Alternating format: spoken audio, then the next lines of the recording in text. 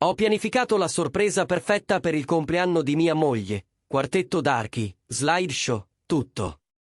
La sera prima, ho trovato il suo telefono sbloccato. 5 anni di bugie, così sono sparito. Lei si è svegliata in una casa vuota e con la festa annullata. Ma ecco il colpo di scena. L'ho fatta comunque, solo che non era per lei. Mi chiamo Daniel Grayson. Ho 42 anni e fino a 3 settimane fa pensavo di avere una vita abbastanza buona. Lavoro come direttore della comunicazione al Riverside Community College di Portland, Oregon. Un lavoro stabile, uno stipendio decente, una bella casa in periferia. Io e mia moglie Daphne eravamo sposati da 8 anni. Lei aveva portato nella relazione sua figlia Skyler, che allora aveva 6 anni. Non ho mai visto Skyler come una figliastra. Era semplicemente mia figlia. Daphne lavorava come coordinatrice di progetto alla Henderson Associates, una media azienda di architettura in centro. È lì che ha conosciuto Kyle Dawson, il project manager senior. È lì che tutto è crollato. È successo di martedì sera, il 17 ottobre per la precisione. Me lo ricordo perché stavo pianificando la festa per il 38° compleanno di Daphne da settimane. Avevo prenotato la location, ordinato il catering, persino ingaggiato un quartetto d'archi perché lei amava la musica classica. Gli inviti erano già stampati. Avevo preparato uno slideshow con foto di tutta la nostra storia, ogni vacanza, ogni festa, ogni stupido selfie che avevamo mai fatto. Ero seduto nel mio studio a rivedere la lista finale degli invitati quando ho sentito il suo telefono vibrare, sul bancone della cucina. Lei era al piano di sopra a farsi il bagno. Il profumo di lavanda si diffondeva lungo il corridoio, mescolandosi all'odore del pollo che avevo preparato per cena. Tutto sembrava normale, persino tranquillo. Il telefono ha vibrato di nuovo. E ancora. Sono entrato in cucina pensando che potesse essere sua sorella Amber o sua madre Giulia. Forse qualcosa di importante. Mentre prendevo il telefono, lo schermo era già sbloccato. Doveva aver dimenticato di attivare il blocco automatico. I messaggi erano lì, in bella vista. Una conversazione etichettata "Ho lavoro". Kyle D. Ma non parlavano di lavoro. Non vedo l'ora che arrivi venerdì. Stesso hotel, stanza 412 di nuovo. Ormai ci conoscono lì. LOL. Porta quella cosa rossa che hai messo l'ultima volta. E poi quello che mi ha gelato il sangue. 5 anni. E lui ancora non sospetta nulla. A volte mi sento in colpa, ma poi ricordo quanto è noioso. 5 anni. Avevo pianificato per lei la festa perfetta. Ora stava per ricevere un tipo di sorpresa molto diverso. Le mie mani non tremavano. Il respiro era calmo. Sentivo una strana calma scendere su di me, come il ghiaccio che si forma su un lago. Ho fatto scorrere i messaggi verso l'alto. Conversazioni che risalivano a mesi prima. Conferme di hotel, battute interne, foto che di certo non avrei dovuto vedere, orari e date che coincidevano perfettamente con le sue notti in ufficio e le cene con i clienti. Ho inoltrato l'intera conversazione alla mia email personale. Ogni messaggio, ogni foto, ogni prova. Poi sono entrato nel suo cloud e ho scaricato tutto anche lì. Messaggi, email, appuntamenti nel calendario che mostrano tempo bloccato per incontri con K. 5 anni di bugie, tutte salvate nel cloud come una specie di confessione digitale. La vasca da bagno al piano di sopra era ancora piena d'acqua. Sentivo Daphne canticchiare qualcosa. Felice, rilassata, completamente ignara che il suo mondo stava per crollare. Quella notte non l'ho affrontata, non ho detto una parola, ho solo chiuso tutto, rimesso il telefono esattamente dove l'avevo trovato e sono tornato nel mio studio. Ho tirato fuori una cartella dal cassetto in basso della scrivania. Dentro c'era l'accordo postmatrimoniale che avevamo firmato 3 anni prima, quando avevamo rifinanziato la casa. Lei l'aveva appena sfogliato prima di firmare. Solo una formalità, aveva detto. Sezione 6. Clausola B. Clausola sull'infedeltà. Se una delle due parti commette adulterio con prove di intenzione e azione, la parte colpevole perde ogni diritto sui beni comuni. L'avevo voluta io. Lei aveva riso, come se ti tradissi mai, Dan. Ti preoccupi troppo. Ho lasciato la cartella sul suo comò, proprio accanto alla scatola dei gioielli, dove l'avrebbe vista appena sveglia. Poi ho fatto una valigia, preso il portatile e sono uscito. Alle 2 di notte stavo guidando verso nord sulla I-5 senza una meta precisa. Solo distanza, solo silenzio, solo una strada che si apriva davanti a me, e la consapevolezza limpida che Daniel Grayson, il marito fiducioso, il bravo patrigno, il tipo noioso che non sospettava nulla, non c'era più. Quello che lei non sapeva era che i tipi noiosi possono essere molto, molto meticolosi quando serve. L'autostrada era deserta a quell'ora. Solo io, le linee bianche sfocate e il ronzio del motore. Ho guidato fino al confine con Washington, poi mi sono fermato in un'area di sosta vicino a Longview. Il parcheggio era vuoto, tranne un paio di camion da trasporto con le luci di posizione accese. Sono rimasto lì al buio e ho fatto una lista, non emotiva, pratica. Primo, mettere al sicuro le prove, già fatto. Tutto era salvato su 3 diversi account cloud, a cui Kyle e Daphne non potevano accedere. Secondo, protezione finanziaria. Ho preso il telefono e ho effettuato l'accesso ai nostri conti comuni. Avevamo circa $48.000 in risparmi, altri 22.000 nel conto corrente. Ho trasferito metà su un conto personale, aperto anni prima per emergenze. Poi ho bloccato il deposito diretto, reindirizzandolo su quel conto. Terzo, basi legali. Ero stato furbo con il postmatrimoniale, ma serviva di più. Alle 3 di notte ho mandato un'email a Richard Kowalski, un avvocato divorzista che avevo conosciuto a una raccolta fondi del college l'anno prima. Oggetto: consulto urgente. Prove di infedeltà in mano. Quarto, sparire senza lasciare tracce. Avevo accumulato giorni di ferie. 63 per la precisione. Non li avevo mai presi. Sempre risparmiati. Sempre pensato che li avremmo usati per un grande viaggio che non è mai arrivato. Ho scritto un'email al mio capo spiegando che un'emergenza familiare richiedeva un congedo immediato. Abbastanza vaga da sembrare credibile, abbastanza specifica da non sollevare domande. L'ho inviata alle 6 del mattino, sapendo che avrebbe controllato i messaggi prima della corsa mattutina. Alle 7 ero parcheggiato fuori dalla Wells Fargo di Olympia, in attesa che aprissero. Quando è arrivata la direttrice, ho chiuso le nostre carte di credito comuni, congelato la linea di credito sulla casa, messo avvisi su tutto ciò che portava il mio nome. Se Daphne avesse provato a svuotare i conti o accumulare debiti, l'avrei saputo in pochi minuti.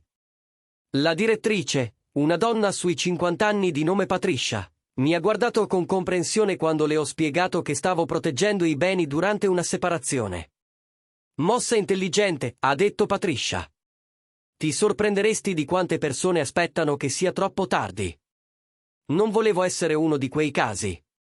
Tappa successiva, un deposito affitti vicino alla I-5. Ho preso in affitto un box 10x10 a mio nome. Ho pagato in contanti 6 mesi in anticipo.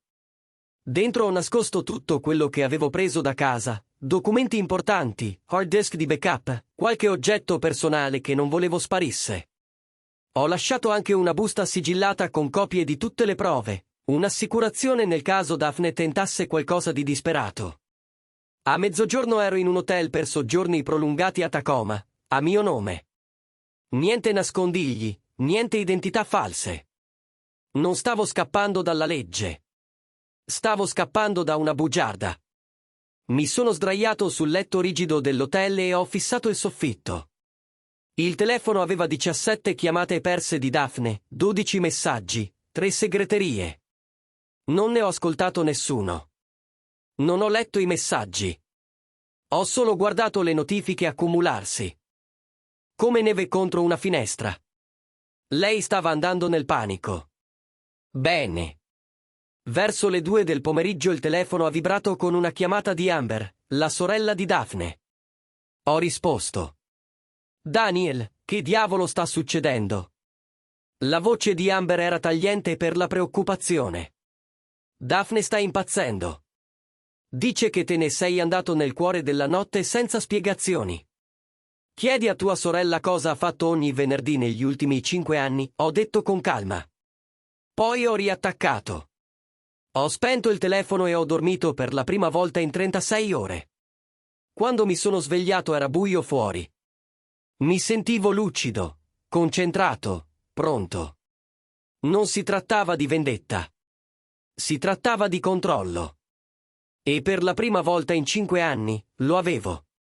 3 giorni dopo la mia partenza, qualcuno ha bussato alla porta della mia stanza d'hotel alle 7 del mattino. Non aspettavo nessuno.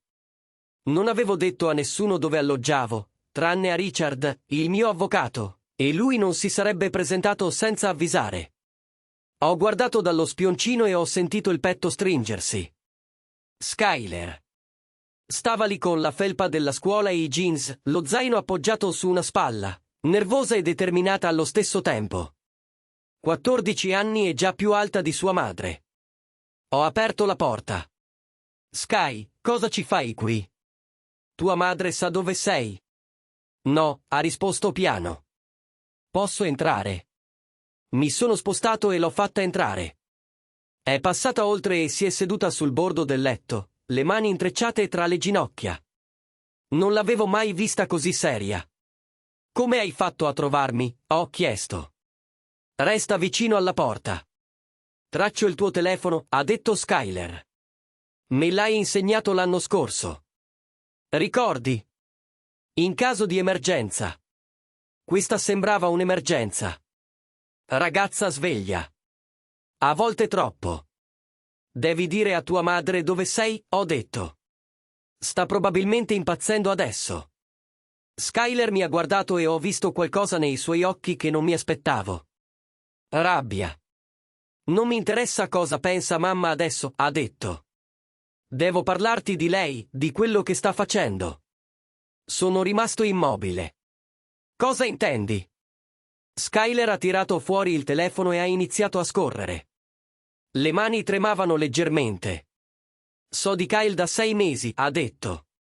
Li ho visti insieme. All'inizio pensavo fosse solo lavoro, ma poi li ho visti baciarsi nella sua macchina fuori casa nostra. Mamma gli ha detto che eri a una conferenza e saresti tornato tardi. 6 mesi. Quella ragazzina portava quel segreto da 6 mesi. Perché non me l'hai detto? Chiesi, mantenendo la voce dolce. Perché pensavo che se lo ignoravo, sarebbe sparito, disse Skyler, e la sua voce si spezzò un po'. Pensavo fosse solo una fase o chissà cosa. Ma non è finito. E poi te ne sei andato. E mamma piange e chiama tutti dicendo che ci hai abbandonati. E io non posso lasciarla fare. Mi porse il telefono. Sullo schermo c'era una foto che aveva scattato da una finestra. Daphne, Kyle e la sua Mercedes, chiaramente più che colleghi. Il timestamp mostrava che risaliva a 4 mesi prima.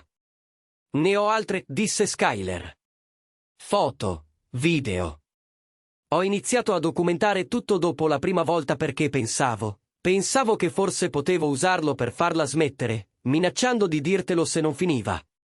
L'hai fatto, chiesi. Minacciata.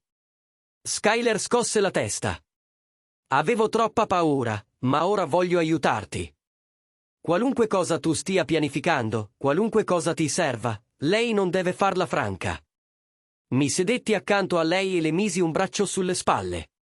Si appoggiò a me e sentii che cominciava a piangere. Non sei responsabile delle scelte di tua madre, dissi piano. E non avresti dovuto affrontare tutto questo da sola. Ci lasci? Chiese Skyler, la voce soffocata contro la mia spalla. Lasciarti? Lasciare tua madre, dissi. Non ti lascerò. Mai. Si staccò e mi guardò. Prometti. Prometti. Skyler si asciugò gli occhi e prese un respiro tremante. Allora lasciami aiutare, per favore. Voglio che sappia che so, che sto dalla tua parte. Ci pensai a lungo. Era tanto per una quattordicenne, ma lei lo portava da mesi da sola, con il peso del tradimento di sua madre senza nessuno che la aiutasse. Va bene, dissi. Ma facciamo tutto con cautela, e tu non ti mettere in mezzo a niente di pericoloso o brutto. Affare fatto, disse Skyler e mi inviò subito tutti i file. Foto, video, persino screenshot di messaggi visti sul telefono di sua madre quando Daphne lo aveva lasciato incustodito. Le prove erano schiaccianti, più di quanto avessi mai avuto. Grazie, dissi. Ci voleva coraggio. Lei ti ha ferito, disse Skyler semplicemente. E ha mentito a entrambi. Non va bene. No, non lo era. Alla fine della settimana, Daphne aveva capito che non sarei tornato presto. Le chiamate di panico si trasformarono in messaggi vocali arrabbiati, poi minacciosi, infine disperati. Non risposi a nessuno. Invece incontrai Richard Kowalski nel suo ufficio in centro. Era un uomo tosto, sui 50 anni, con la fama di vincere divorzi sporchi. Le pareti del suo ufficio erano piene di lauree incorniciate e foto di lui che stringeva mani a giudici. Ce l'hai con le spalle al muro, disse Richard, esaminando le prove che avevo portato. Il patto postmatrimoniale è solido. Le prove sono schiaccianti. Non prenderà un centesimo.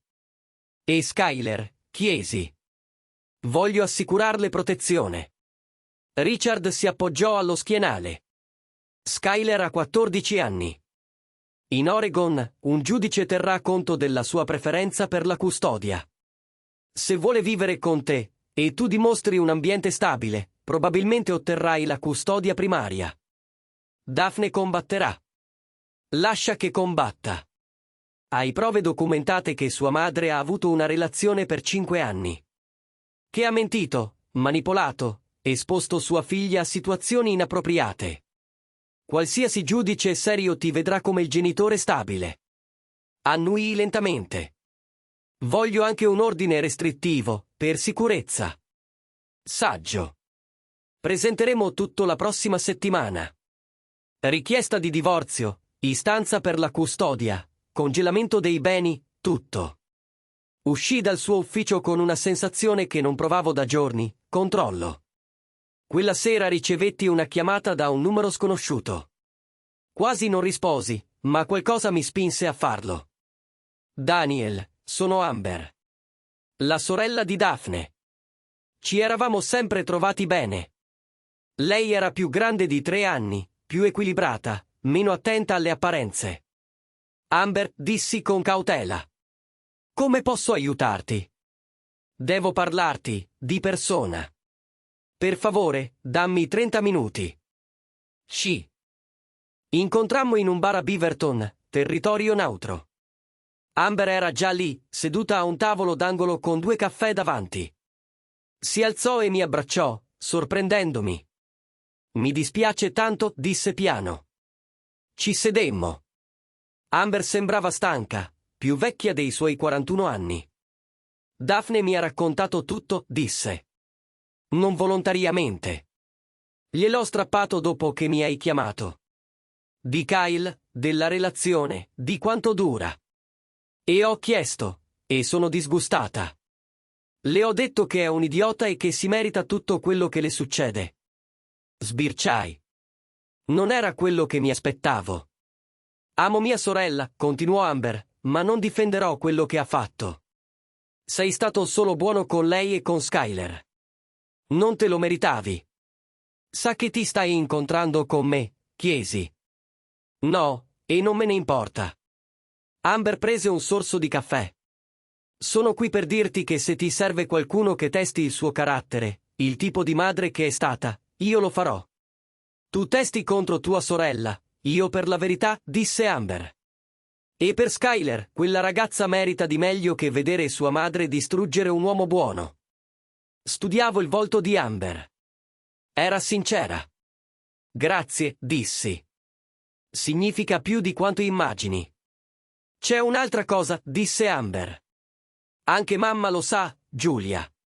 È furiosa. Vuole parlarti, ma ha paura che non risponderai. Giulia era sempre stata gentile con me. Tradizionale, un po' all'antica, ma giusta. Parlerò con lei, dissi. Amber sorrise tristemente. Stai gestendo tutto con più grazia di molti uomini. Non voglio essere amaro, dissi. Voglio essere libero. I documenti del divorzio colpirono Daphne come un treno merci. Richard li presentò un martedì mattina. A mezzogiorno un ufficiale giudiziario glieli consegnò al lavoro. Mi chiamò 17 volte nelle 2 ore successive. Non risposi mai. Invece le mandai un solo messaggio: tutto quello che devi sapere è un deposito illegale. Il tuo avvocato te lo spiegherà. Poi bloccai il suo numero. Quella sera ricevetti una chiamata da Giulia. Avevo promesso ad Amber che avrei parlato con sua madre, così risposi. Daniel, disse Giulia con voce pesante, ho appena parlato con Daphne. È isterica. Dice che stai portando via tutto e che non le parli. Ti ha detto perché? Ci fu una pausa. Ha detto che c'è stato un malinteso con un collega di lavoro. Casi quasi da ridere. Un malinteso. 5 anni di camere d'albergo e bugie, e lei lo chiamava malinteso. Giulia, ti manderò qualcosa, dissi. E dopo che lo vedrai, se pensi ancora che io sia irragionevole, ne parliamo. Le inviai una selezione di prove. Non le foto esplicite, solo messaggi, conferme di hotel, appuntamenti sul calendario con incontri con K durante i periodi in cui Daphne diceva di essere da te o a fare commissioni. 10 minuti dopo Giulia richiamò. La sua voce era rotta dalle lacrime. Mi dispiace tanto, disse. Non avevo idea. 5 anni. 5 anni, confermai. E Skyler lo sa. Skyler ha capito da sola 6 mesi fa. Ha portato quel peso da sola perché aveva paura di dirlo a qualcuno. Giulia fece un suono come se l'avessero colpita allo stomaco. Povera bambina. E tu, sei stato così paziente con tutti noi, con il dramma di Daphne, con i suoi cambi di carriera, con tutto. Ho provato, dissi piano. Ma non ce la faccio più. Capisco, disse Giulia. E voglio che tu sappia che qualunque cosa succeda in questo divorzio, io non prenderò le sue parti. Quello che ha fatto è imperdonabile. Hai il mio supporto e se ti serve che parli per Skyler, lo farò. 2 familiari disposti a testimoniare contro Daphne. Richard aveva ragione. Sarebbe stata una battaglia sanguinosa. La settimana seguente, Richard mi informò che Daphne aveva assunto Sharon Kellerman, una delle avvocate più aggressive di Portland. Sharon era famosa per tattiche spietate. Non vinceva con la giustizia, ma con la brutalità. Lascia che porti il meglio, disse Richard quando ci incontrammo per la strategia. Abbiamo le prove, il patto postmatrimoniale e i testimoni. Kellerman non potrà negare una relazione di 5 anni con documenti. E Skyler, chiesi. Dovrà testimoniare. Forse. Dipende da quanto Daphne combatterà per la custodia. Ma Skyler è abbastanza grande perché il giudice la senta in camera privata. Non dovrà affrontare direttamente sua madre. Era qualcosa. Almeno. 2 giorni dopo, Sharon Kellerman inviò una controfferta. Daphne era disposta ad ammettere una breve infedeltà in cambio del 50% di tutti i beni e la custodia primaria di Skyler, con me che avrei avuto visite controllate ogni 2 weekend. Lessi 2 volte per assicurarmi di non sognare. Pensa che accetterò, dissi a Richard al telefono. Sta sondando il terreno, disse Richard. Vuole vedere se cedi per evitare un processo pubblico. È intimidazione standard. Dille di andare al diavolo, dissi educatamente. Richard rise. Lo dirò in modo più professionale, ma il senso sarà chiaro. Quella sera Skyler mi chiamò in video da casa di Amber. Daphne stava diventando sempre più instabile, e Amber aveva offerto a Sky di stare da lei finché le cose non si fossero calmate. Mamma ha assunto degli avvocati squali, disse Skyler. Mi dice che dovrò scegliere tra voi in tribunale. Che il giudice mi farà scegliere. Non funziona così. La rassicurai. Parlerai con il giudice in privato. Nessuno ti costringerà a scegliere in una scena drammatica in aula. Tua madre cerca solo di spaventarti. Beh, un po' ci riesce, ammise Skylar. Ma non cambierò idea. Voglio vivere con te. Ce la faremo, promisi. Resisti ancora un po'. Dopo aver chiuso, rimasi seduto nella mia stanza d'albergo a pensare a come doveva sentirsi Daphne in quel momento. La sua immagine perfetta infranta. La sua famiglia che si rivoltava contro di lei, sua figlia che sceglieva me invece di lei. Una parte di me quasi provava pietà. Ma poi ricordai 5 anni di bugie. 5 anni di tornare a casa e trovare qualcuno che mi guardava negli occhi e mentiva su dove fosse stata, con chi, cosa avesse fatto. La simpatia svanì.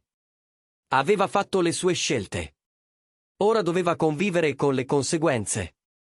3 settimane dall'inizio del divorzio, feci qualcosa che Daphne non si sarebbe mai aspettata. Organizzai la festa di compleanno. Non per lei, per Skylar.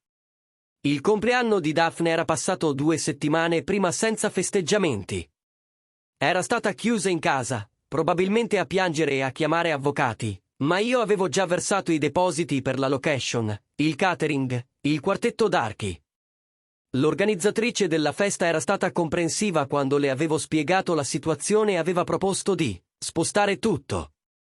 Possiamo fare una festa per tua figliastra invece, aveva suggerito. Stessi fornitori, ospite d'onore diversa. Il 15° compleanno di Skylar sarebbe stato a novembre. Tempismo perfetto. Mandai gli inviti a tutti quelli che contavano. Gli amici di Skylar a scuola, Amber e Giulia, alcuni miei colleghi del college che avevano conosciuto Sky nel tempo. Persino alcune vecchie amiche di Daphne che avevano contattato silenziosamente per esprimere il loro sostegno a me. Daphne non era invitata. La festa si tenne nella stessa location sul fiume che avevo prenotato per Daphne. Finestre dal pavimento al soffitto con vista sul Willamette. Elegante senza essere pretenziosa. Il quartetto suonava mentre gli ospiti si mescolavano. Il catering era perfetto, finger food raffinati e una fontana di cioccolato che attirava gli adolescenti. Skylar indossava un vestito blu che Giulia le aveva comprato. Sembrava più grande di 15 anni, sicura di sé, circondata da persone che davvero le volevano bene. Avevo persino mantenuto la presentazione di diapositive, ma invece delle foto di Daphne, l'avevo riempita di immagini di Skylar. Il suo primo giorno di scuola, quando l'avevo incontrata a 6 anni. I costumi di Halloween negli anni. I progetti per la fiera della scienza. Il viaggio sulla costa dove aveva trovato un $100 e aveva insistito per portarlo a casa. Compleanno dopo compleanno con me in quasi tutte le foto, sorridente come un idiota perché ero così orgoglioso di questa ragazzina che non era nemmeno mia di sangue. Quando la presentazione iniziò, Skylar cominciò a piangere. Lacrime di gioia, questa volta. Hai conservato tutto questo? Mi chiese, asciugandosi gli occhi.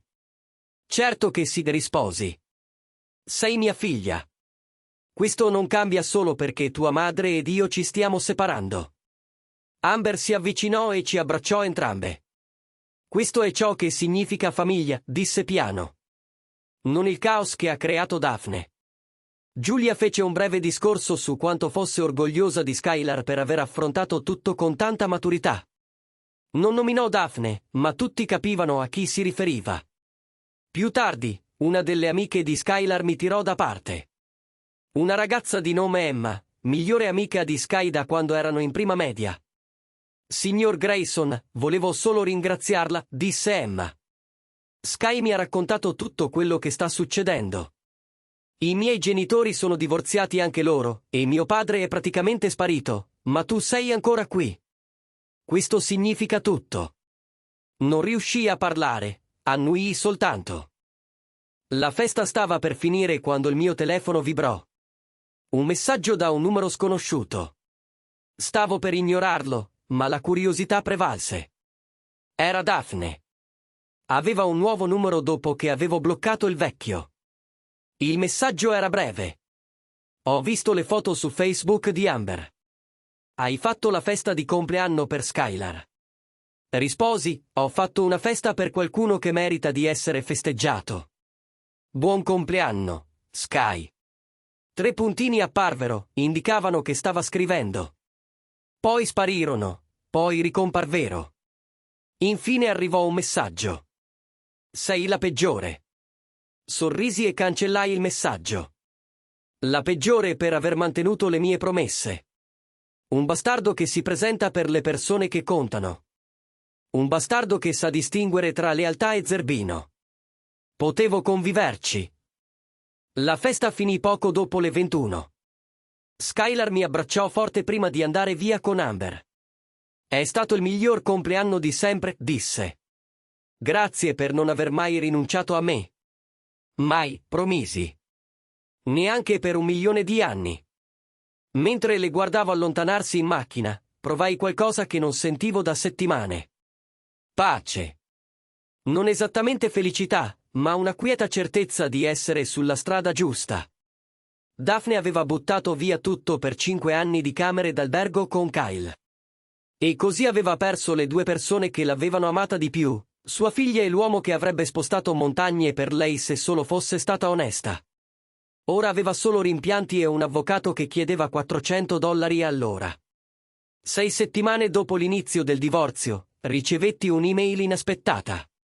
Era da una donna di nome Rachel Torres, che conduceva un podcast chiamato Second Chances, incentrato sulle transizioni di vita e la crescita personale. Aveva sentito della mia situazione tramite un conoscente comune al college.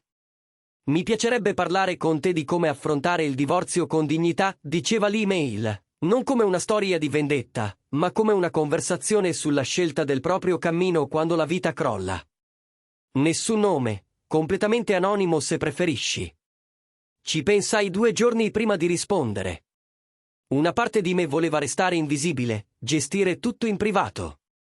Ma un'altra parte, quella che era stata in silenzio per 5 anni mentre Daphne costruiva le sue bugie, voleva parlare.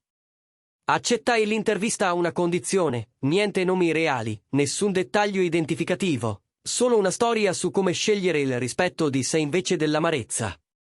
La registrammo nello studio casalingo di Rachel nel nord-est di Portland. Aveva circa 40 anni, era calorosa e professionale, con una voce che ti faceva venire voglia di dire la verità. Quindi hai scoperto che tua moglie ti tradiva da 5 anni, disse Rachel dopo circa 15 minuti di conversazione. Qual è stata la tua prima reazione? Calma, risposi, sorprendendo me stesso. Pensavo che sarei stato arrabbiato o devastato. Ma quello che provai fu chiarezza, come se qualcuno avesse acceso la luce in una stanza in cui inciampavo da anni. E te ne andasti quella notte? Sì, perché sapevo che se fossi rimasto, se le avessi dato la possibilità di spiegare o scusarsi, sarei potuto ricadere nel solito schema, avrei potuto convincermi che non era così grave, che potevamo superarlo. Ma 5 anni non sono un errore. Sono una scelta, e io dovevo fare la mia. Rachel si sporse in avanti. Hai organizzato una festa a sorpresa per lei. Che fine ha fatto? Sorrisi. L'ho fatta per sua figlia invece. Mia figliastra. Era rimasta intrappolata in mezzo a tutto. E volevo che sapesse che alcune persone mantengono le promesse. È notevole, disse Rachel piano. La maggior parte delle persone nella tua situazione avrebbe annullato tutto. Sarebbe scappata via completamente. Io sono scappato da mia moglie, dissi. Ma non sono scappato dall'essere l'uomo che voglio essere. C'è una differenza. L'intervista durò 90 minuti. Parlammo di riconoscere il proprio valore, della differenza tra perdono e comportamento da zerbino, di ricostruire la vita secondo i propri termini. L'ultima domanda di Rachel mi colse di sorpresa. Cosa diresti a tua moglie se ti stesse ascoltando ora? Chiese. Rimasi in silenzio a lungo. Le direi che spero trovi quello che cercava in quelle camere d'albergo, perché quello che ha perso è un uomo che avrebbe spostato montagne per lei se solo fosse stata onesta. Non è qualcosa che si trova 2 volte. IAO Podcast andò in onda 2 settimane dopo. Rachel lo intitolò The Quiet Exit, quando andarsene è la cosa più coraggiosa che puoi fare. In 3 giorni raggiunse 50.000 download. Alla fine della settimana, 200.000. La gente condivideva clip sui social, citando la frase sul non dare fuoco alla casa, ma semplicemente smettere di pagare il mutuo. Cominciarono ad arrivarmi messaggi, uomini che avevano vissuto situazioni simili, ringraziandomi per aver dato voce a ciò che avevano provato. Donne che dicevano che li aveva aiutati a capire perché i loro partner se ne erano andati. Persino qualche terapeuta che chiedeva il permesso di condividerlo con i clienti. L'attenzione era travolgente e scomoda, ma anche come respirare dopo aver trattenuto il fiato troppo a lungo. 3 giorni dopo che il podcast era diventato virale, ricevetti un messaggio da Amber. Daphne l'ha sentito. Sa che sei tu. Non la sta prendendo bene. Non risposi. Cosa avrei potuto dire? Quella sera, Skylar mi chiamò. Rideva. Tutti a scuola parlano di questo podcast, disse. Non sanno che parla di mamma, ma io sì. E Daniel, è perfetto. Hai raccontato la nostra storia senza essere cattivo, senza amarezza. Hai solo detto la verità. Come stai con tutto questo? Chiesi. Meglio di mamma, rispose Skylar. Ha chiamato Amber piangendo, dicendo che l'hai umiliata in pubblico. Ma Amber le ha detto che non hai mai usato il suo nome, non hai detto nulla di crudele. Hai solo tenuto la tua parte. E se si sente umiliata, forse è perché sa di aver sbagliato. Ragazza intelligente, a volte troppo. Sono orgoglioso di te, dissi. Per aver affrontato tutto con grazia. Ho imparato dal migliore, rispose Skylar. Dopo aver chiuso, mi sedetti sul terrazzo della mia stanza d'albergo e guardai il tramonto su Portland. Le luci della città cominciavano ad accendersi una dopo l'altra, come stelle che cadessero verso l'alto. Pensai a Daphne che ascoltava quel podcast, sentendo per la prima volta la sua storia raccontata dal mio punto di vista, rendendosi conto che non ero il marito noioso e ignorante che aveva dipinto. Che avevo prestato attenzione tutto il tempo. Spero di far male, non perché volessi vendetta, ma perché il dolore è il modo in cui impariamo, e Daphne aveva molto da imparare. 8 settimane dopo aver avviato la causa di divorzio, presi una decisione. Avevo bisogno di un posto permanente, da qualche parte che non fosse una stanza d'albergo, non temporaneo, non in attesa che la mia vecchia vita si aggiustasse da sola. Lo trovai un sabato pomeriggio mentre guidavo attraverso le pendici delle cascate a est di Portland. Un cartello in vendita alla fine di una strada sterrata che si arrampicava tra abeti Douglas e cedri. La proprietà era di 15 acri con una piccola baita, un laboratorio e una vista che si estendeva fino al Monte Hood nelle giornate limpide. La baita era grezza.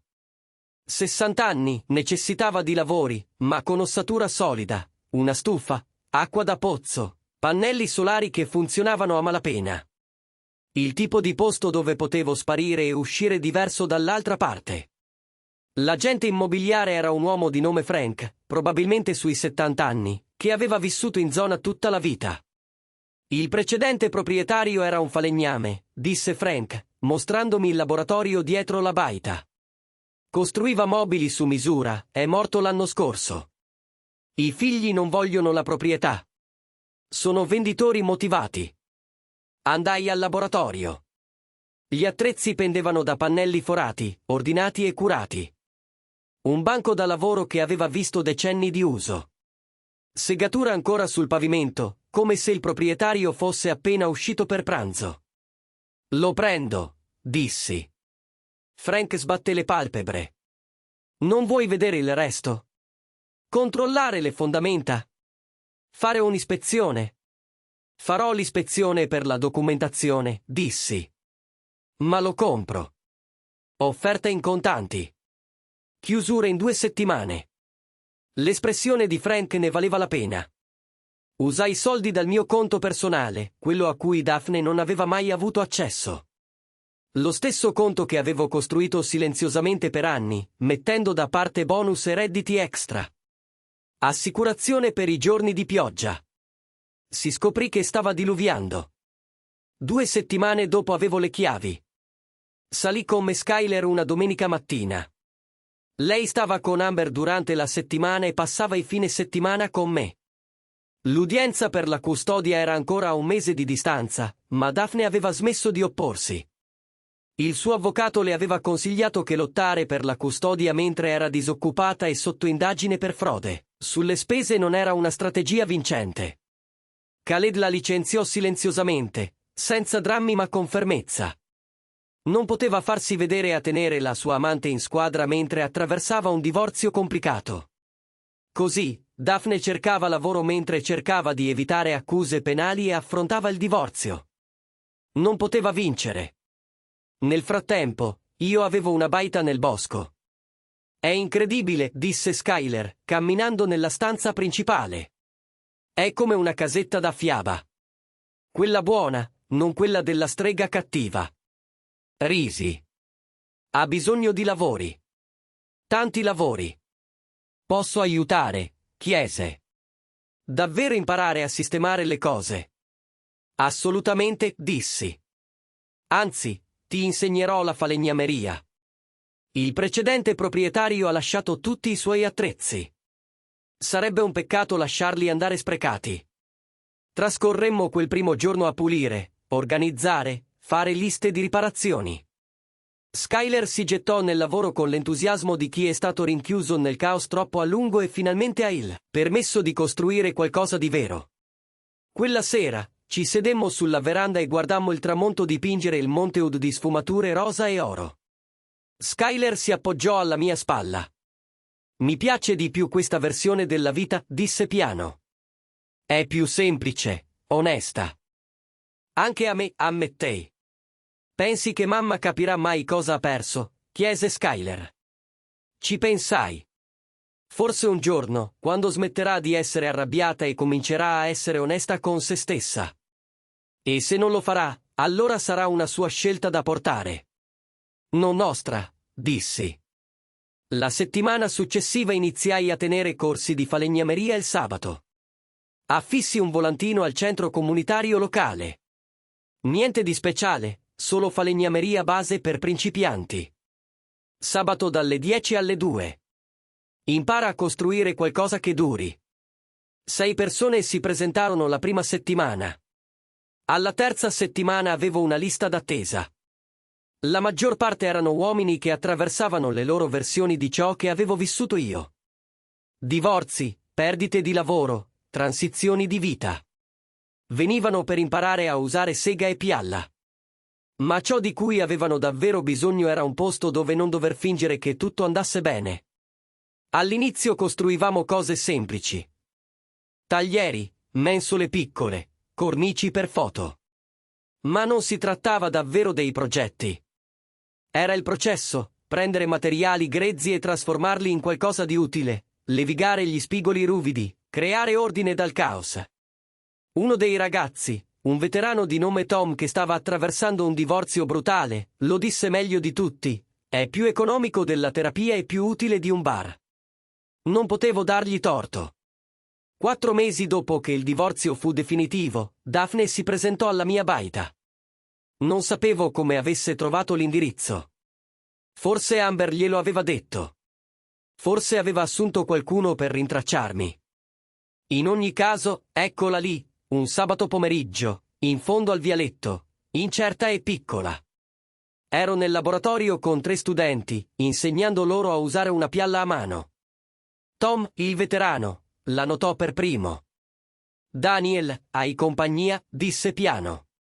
Alzai lo sguardo e la vidi attraverso la porta aperta. Il mio primo istinto fu di dirle di andarsene, ma qualcosa nella sua postura mi fermò. Non era qui per litigare. Era qui per arrendersi. Mi scusai e uscii a incontrarla.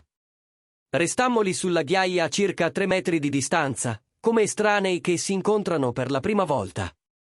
Come mi hai trovato? Chiesi, mantenendo la voce neutra. Il tuo avvocato ha dato a Skyler l'indirizzo, disse Daphne. Per le emergenze. Non me l'aveva detto, ma lo vidi scritto. Questa è un'emergenza, chiesi. Per me, sì, disse piano. possiamo parlare solo per qualche minuto. Pensai di mandarla via, ma la curiosità vinse. Indicai una panchina vicino alla linea degli alberi, lontano dal laboratorio dove i miei studenti potevano vederci ma non sentirci. Ci sedemmo, mantenendo una distanza attenta tra noi. Ho ascoltato il tuo podcast, disse Daphne circa 15 volte, e ogni volta aspettavo che dicessi qualcosa di crudele, qualcosa di vendicativo, ma non l'hai mai fatto. Quale sarebbe il senso? Chiesi. La maggior parte degli uomini mi avrebbe distrutta pubblicamente, disse. Avrebbe usato il mio nome, condiviso le foto, mi avrebbe trasformata in una cattiva, ma tu hai raccontato la tua storia senza farmi diventare un mostro. Non sei un mostro, dissi. Sei solo qualcuno che ha fatto scelte terribili. Daphne sussultò. Ho perso tutto, Daniel. Il lavoro, la reputazione, la famiglia. Giulia a malapena mi parla. Amber è educata ma distante. Skyler vive con te a tempo pieno e mi vede un weekend sì e uno no, come se fossi una babysitter. Te lo sei fatto da sola, dissi con calma. Lo so, sussurrò. Lo so. E volevo venire qui a dirti che ora capisco cosa ho buttato via, chi eri, cosa avremmo potuto essere se non fossi stata così stupida e egoista. Aspettai. Doveva esserci altro. Sto facendo terapia, continuò Daphne. Terapia vera, non solo quella imposta dal tribunale. Il mio terapeuta pensa che abbia una specie di dipendenza dalla convalida, che abbia bisogno di attenzione e affermazioni costanti da persone nuove perché non credo di valere nulla da sola. Probabile, dissi. Mi guardò sorpresa. Lo sapevi. Sospettavo, dissi. Il modo in cui avevi bisogno che tutti ti piacessero, ti ammirassero, come curavi la tua vita per Instagram invece di viverla. Ma pensavo che se ti avessi amato abbastanza, ti saresti sentita sicura. Non avevi torto, disse Daphne. Ero solo troppo rotta per vedere quello che mi offrivi. Restammo in silenzio per un momento. Gli uccelli cantavano dagli alberi. Nel laboratorio sentivo Tom ridere per qualcosa. Uno degli altri studenti disse, perché sei davvero qui? Chiesi. Daphne prese un respiro tremante. Volevo chiederti se c'è qualche possibilità che un giorno tu possa perdonarmi. Non riprendermi. So che è finita, ma solo perdonarmi così posso smettere di odiarmi. La guardai. Davvero la guardai. Aveva perso peso. I capelli più corti, meno curati. Indossava jeans e un maglione semplice invece dei soliti vestiti firmati. Sembrava più vera di quanto l'avessi mai vista. Ti ho perdonata mesi fa, dissi piano. Non perché lo meritassi, ma perché portare rancore era estenuante. Ma perdonare non significa riconciliarsi. Significa solo che non lascio che quello che hai fatto avveleni il resto della mia vita. Le lacrime le rigavano il viso. Grazie. È più di quanto meriti. Probabilmente. Sono d'accordo. Ma Daphne, devi fare qualcosa per me. Qualsiasi cosa, disse. Smetti di punirti e comincia a costruire una vita vera. Fai la terapia che ti serve. Sii onesta con le persone. E soprattutto, sii una vera madre per Skyler, non la versione di Instagram, quella reale che si presenta e fa le cose difficili. Ci sto provando, disse Daphne. È più difficile di quanto pensassi. La maggior parte delle cose vere lo è, dissi. Si alzò, si asciugò gli occhi. Dovrei andare. Dovevo solo dirti questo a quattro occhi. Mentre si avviava verso la macchina, la chiamai. Daphne si voltò. Spero che tu trovi quello che cerchi, dissi. Solo assicurati che sia reale, stavolta. Annui e se ne andò. Tom uscì dal laboratorio qualche minuto dopo. Ex moglie, chiese. Sì, dissi. Com'è andata? Meglio del previsto, ammettei. A quanto pare a volte le persone imparano dai propri errori. Pensi che cambierà davvero? Chiese Tom. Scrollai le spalle. Forse sì, Forse no. Ma non è più un mio problema.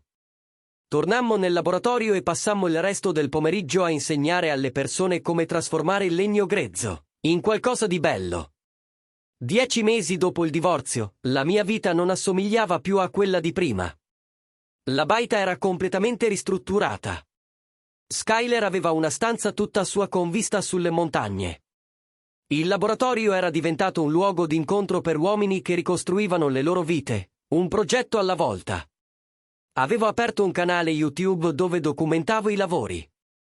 Niente di sofisticato, solo io che spiegavo le tecniche mentre lavoravo ai mobili. Era cresciuto fino a 30.000 iscritti. La gente diceva che trovava tutto molto rilassante, quasi meditativo. Alcuni addirittura dicevano che li aveva salvati nei momenti bui. Il college mi aveva offerto di riprendere il mio vecchio lavoro, ma avevo rifiutato. Guadagnavo abbastanza con le lezioni, qualche commissione per mobili e i ricavi pubblicitari del canale. E soprattutto, ero felice. Felice davvero. Non solo a mio agio. Skyler stava andando alla grande. Tutti 10 e lode. Nella lista d'onore. Nel team di robotica. Passava i giorni feriali con me e qualche fine settimana con Daphne. Quando Daphne riusciva a rimettersi in sesto, il loro rapporto lentamente guariva. Skyler aveva stabilito dei limiti e, sorprendentemente, Daphne li rispettava. Giulia veniva 2 volte al mese portando la spesa e racconti del suo club del libro. Amber veniva con i suoi figli per i campeggi. Persino Tom, dal laboratorio, era diventato una presenza fissa, aiutando con i progetti più grandi e offrendo quell'amicizia silenziosa che non richiede continue attenzioni. Una mattina di domenica, all'inizio dell'autunno, ero seduto sulla veranda con un caffè quando arrivò un'auto che non conoscevo. Ne scese una donna sui 35 anni, con occhi gentili e un sorriso facile. Daniel Grayson, chiese, avvicinandosi sul sentiero. Sono io, dissi alzandomi. Sono Melissa Porter, disse, porgendomi la mano. La strinsi. Scusa se mi presento senza avvisare. Ho sentito parlare delle tue lezioni di falegnameria al centro comunitario. Speravo ci fosse posto per un altro studente. Le classi sono quasi piene, dissi. Ma posso metterti in lista d'attesa. In realtà, disse Melissa, speravo in qualcosa di più specifico. Sto avviando un'organizzazione no profit che insegna competenze lavorative a chi rientra nel mondo del lavoro dopo la prigione. Vorrei includere la falegnameria come opzione. Volevo sapere se ti interesserebbe fare da consulente per il programma. La fissai. Vuoi che insegni falegnameria a chi ha sbagliato? Voglio che insegni a chi ha sbagliato come costruire qualcosa di significativo, corresse dolcemente. La stessa cosa che fai qui, solo con un pubblico diverso. Ci pensai, pensando a Tom, che era perso prima di trovare un piano e uno scopo. A tutti quegli uomini che erano passati dal mio laboratorio cercando qualcosa che non sapevano nominare, ma che avevano trovato nel semplice atto di creare. Fammi pensarci, dissi. Ma sono interessato. Melissa sorrise. È tutto quello che chiedo. Ecco il mio biglietto da visita.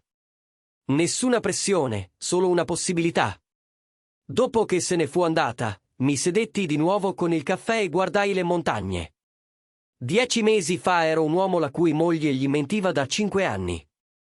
Un uomo che organizzava una festa di compleanno per qualcuno che aveva già abbandonato il matrimonio. Ora ero un uomo che insegnava a costruire cose che durano. Che aveva creato uno spazio dove persone rotte potevano venire e lentamente rimettersi insieme. Che aveva imparato che a volte la miglior vendetta non è vendetta. È costruire una vita così bella, così vera, così autentica che chi ti ha tradito diventa irrilevante. Skyler uscì sulla veranda, ancora in pigiama, con la sua tazza di caffè. A 15 anni aveva cominciato a berlo nero, sostenendo che fosse più da adulti. Buongiorno, disse, sedendosi accanto a me. Buongiorno, piccola. Era qualcuno che cercava le lezioni. Qualcosa del genere, dissi. Una donna che vuole avviare un programma per insegnare la falegnameria a chi esce di prigione. Gli occhi di Skyler si illuminarono. È fantastico. Lo farai? Ci sto pensando. Dovresti, disse con decisione. Sei bravo in questo, ad aiutare le persone a ritrovare la strada. Le posai il braccio sulle spalle con affetto. Quando sei diventata così saggia, Ho imparato dai migliori, disse, ripetendo parole che mi aveva detto mesi prima. Restammo lì in silenzio, comodi, a guardare il sole del mattino dipingere d'oro le montagne. Da qualche parte a Portland, Daphne probabilmente dormiva ancora, scorrendo il telefono, cercando di capire come ricostruire una vita che aveva distrutto. Da qualche parte là fuori, K affrontava le sue conseguenze. Ma qui, su questa veranda, in questo momento, con questa ragazza che mi aveva scelto, anche se non era obbligata a farlo, avevo tutto ciò che contava. Il divorzio aveva portato via molto. Il mio matrimonio, la fiducia, una versione di me che credeva che l'amore bastasse. Ma mi aveva anche dato qualcosa. Chiarezza, uno scopo, la consapevolezza che potevo sopravvivere al tradimento e uscirne più forte. E mi aveva dato questo, una mattina tranquilla in montagna. Una figlia che si fidava di me e la profonda soddisfazione di costruire qualcosa di vero con le mie mani, qualcosa che valeva più di qualsiasi festa di compleanno.